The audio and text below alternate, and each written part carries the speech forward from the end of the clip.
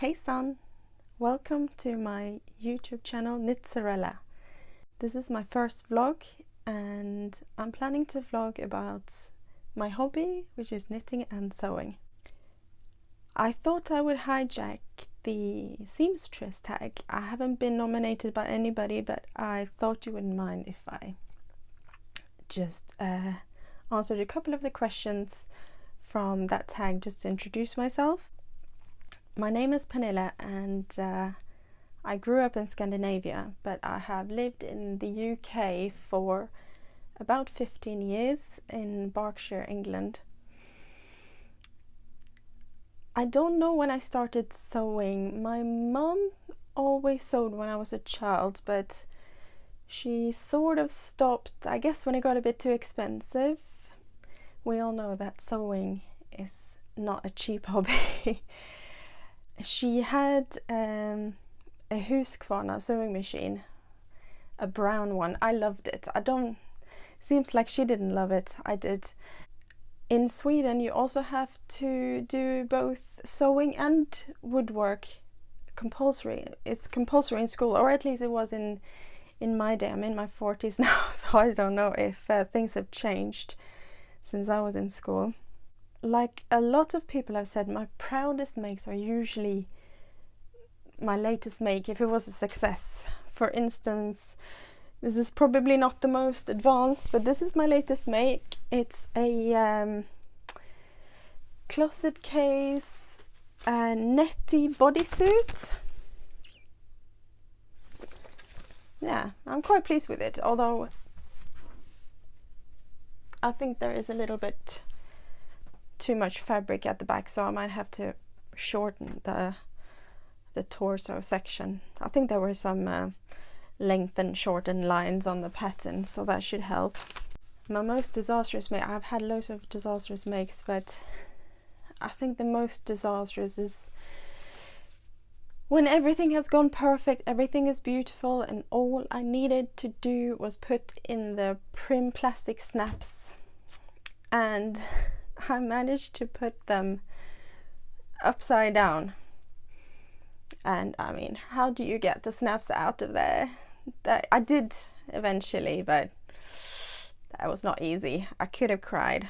Sewing entertainment. I have started watching a lot of sewing vlogs, and I guess that's why I wanted to contribute myself. I also signed up to Ravelry, and I haven't contributed anything to it, but I always go in and check if someone has made the pattern before, because I think it's quite nice to be able to see the pattern on somebody else before you, and see what they thought of it before you go ahead and do it yourself and spend the money and time on it.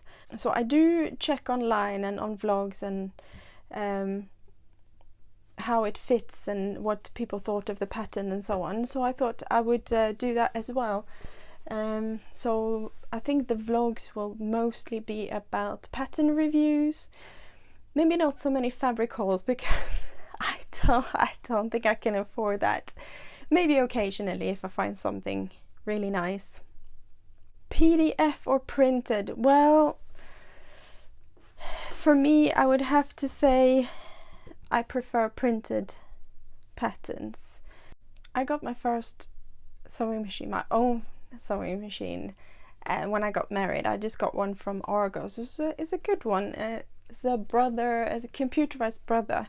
I had that for about 10 years, and I still have it. It still works, except the bobbin winder doesn't work. But a couple of years ago I invested in a Husqvarna Opal, and yeah, it's great. I mean, it's expensive, but I like it. I also have an overlocker also from Argos, and I even have a cover stitch machine, which I know is luxurious, but it's nice to have. You can get really nice, it's good for jersey and so on.